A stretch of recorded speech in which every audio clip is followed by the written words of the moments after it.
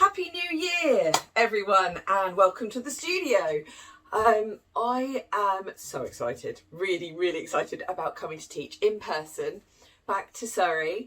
We are all going to convene at the Binscombe Church Hall, which is a really large hall, and it's scheduled for demolition, which is sad, but it means we can make a little bit of mess and not worry too much.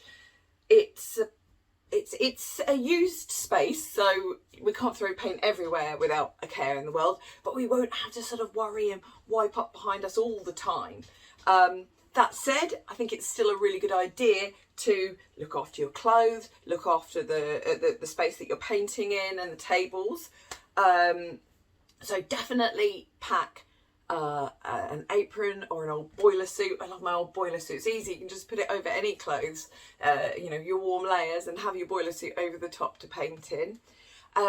So I'm so excited about coming and teaching you this connecting with your environment painting day. It really is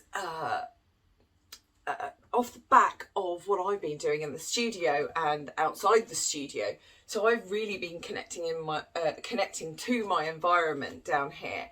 So I've been making paintings in the fields, in the sea, in the woodland, and it's all about that place and that moment in time.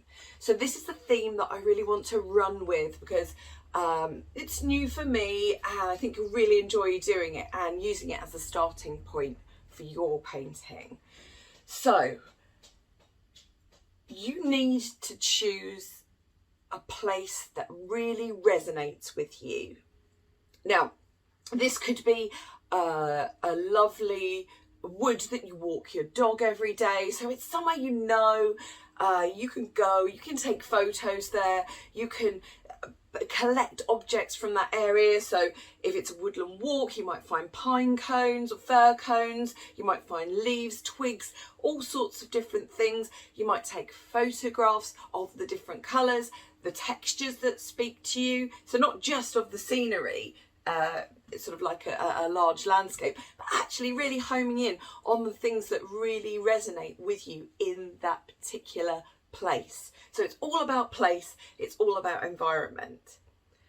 So if your environment is more likely something perhaps from memory or from your childhood, I like that. Maybe it's somewhere that you can't go back to. Maybe it's abroad, overseas, a beach, a place where you grew up in another continent or whatever. But your memories are the thing that resonate. You're going to have to think in terms of, what documentation can I get on this? Maybe have some old photographs. Maybe you could just do some swatches of colour that remind you of that place, so you've got a little palette to start with. So we all need a starting point. So, whether it is just sort of 5 colours from that environment, or 4 things from that environment, or a set of photos, or a little bit of everything. You need to sort of bring that with you, so you've got somewhere to start your painting from. So that will inform the colours that you pack in your paint kit, because you don't want to drag every single colour you've got to the venue. And I haven't been out to teach these classes for a long time, so I might be a bit rusty with knowing what to pack and what not. You always need titanium white and Mars black, I know that, but if you have a really good think about the colours that you might make from this environment, you can pack the colours or the components of those colours. So say if there's lots of very muted tones, you're going to have to mix several pigments together to get that muted tone. You need to pack those with you. I'm happy if you want to pre-mix, you could pre-mix. I do it often when I go out on site. I go out and with these jam jars with pre-mixed colours. So if there's 1 or 2 colours that you just can't get from a tube, you can pre-mix them and put them in a jam jar. Don't worry if you don't have time, you can mix it all up on your palette when you're in the workshop, so don't stress about that. And I think that's the important point, is there are no rules. You don't have to bring a set amount of things. but you do need a surface to paint on. But don't stress about kit and go out and buy anything new. Just see what you've got around left over from your Paint Modern days or whatever. I think surface is really important though with this one. You don't want to go too small. That's 60 by 60. So I think that's probably about right. 60 by 60. You know, it's portable, easable. So you may want to bring your lightweight wooden easel or your portable metal easel. If not, we've got tables, so that is kind of table size. If you want something a little bit smaller, then I quite like the 50 by 50s. These are Winsor & Newton, but I'm sure you can get them from anywhere really. Try the range, try Hobbycraft, try online. I mean, I don't think there's much difference between pre-stretched canvases really. Or the Works is another good one as well. So you'll need a ready stretched canvas. I quite like a square format. You don't have to have a square format though, but that sort of gives you a rough idea, 50 by 50 or 60 by 60 centimetres. So yeah, then you've got your surface. Bring your normal brushes that you use, so your big paddle brush and any of your other brushes. Other things to bring other than a brush, water pot. So it's not like when we were in Liz's studio, there's water pots there. You need to bring your own water pot. That is quite important. And a cloth to dry brushes on. So an old tea towel, something like that would be really useful. Now to paint with, I always like a sponge. Really good to have a sponge in your kit. Some old rags or cloths to paint with. These are better than paintbrushes, I always think, especially if you're doing something a little bit more abstract or more textured. You may be doing something quite abstract. You might be doing something a slightly sort of impressionistic or representational. It doesn't matter as long as it's sparked from that place. I'll give you help and tuition. To keep your handies clean, some vinyl or latex gloves. I think I prefer to have vinyl. I think latex gloves, people can be allergic to them and stuff, so I'd go vinyl gloves, and there should be plenty of those post-pandemic. A squeegee is quite nice if you've got one. You might have a little one or a credit card or something that you could use. Excuse me. Always good to have a roll of masking tape, or in this case frog tape, so it's low tack. That's probably good if you're using it within the painting at all. Palette knife, quite a nice large palette knife. You might bring a selection of different palette knives to make different marks. But just bring what you've got. I will have some bits with me, but because I'm travelling, I can't bring too much in my car. A scumble brush is quite good, always quite good. These are things other than the normal brushes. A toothbrush for splattering, pipettes, syringes for delivering paint onto the canvas. Oops. Obviously without a needle. Please. Pipettes are so cheap as well. Again, this stuff is all reused, recycled type stuff. Any of your paint tools, so I've got these nice paint tools from Catalyst, but if you've got anything like that, or old credit cards, old store cards that you could use. Other things to make marks. Oh, this is a knit comb. Another comb, and you can get some lovely marks from these things, repurposed things.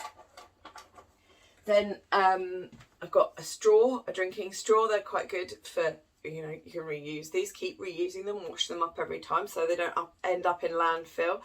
These can make some really interesting marks if you blow through your acrylic inks. You can bring acrylic inks, you can bring acrylic paint. You might want to bring a couple of different acrylic mediums. I'll probably have the basic mediums with me, so if you do have missed anything, you can borrow some.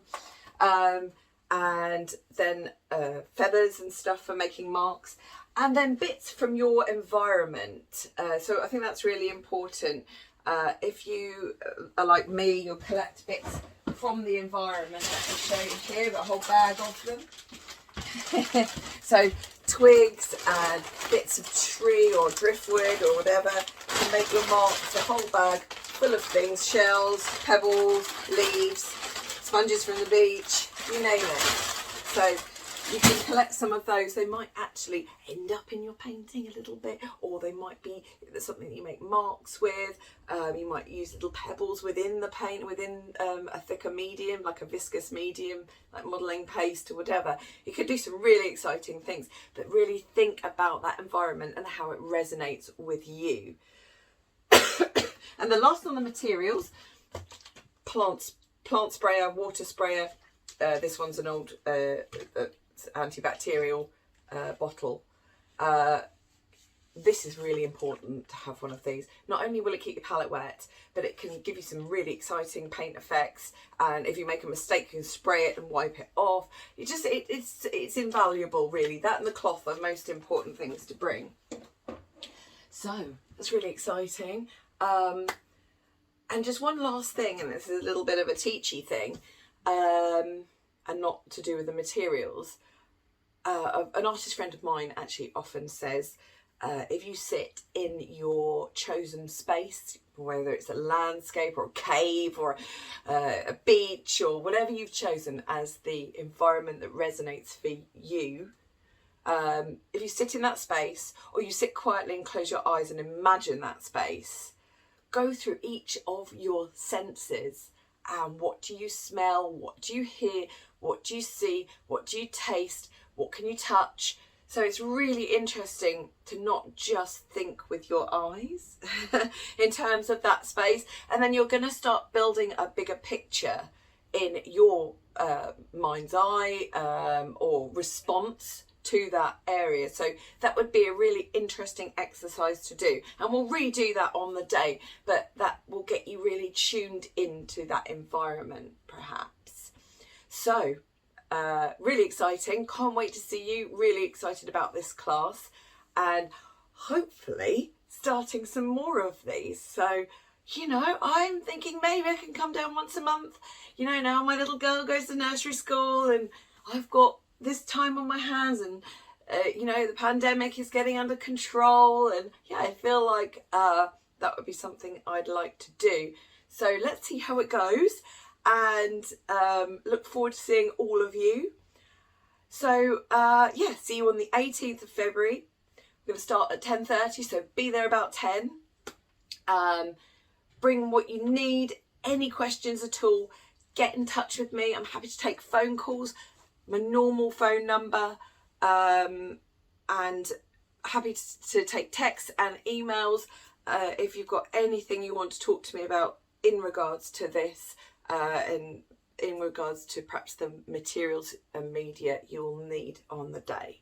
So super excited to see you there. Yay, happy new year everybody, and happy painting.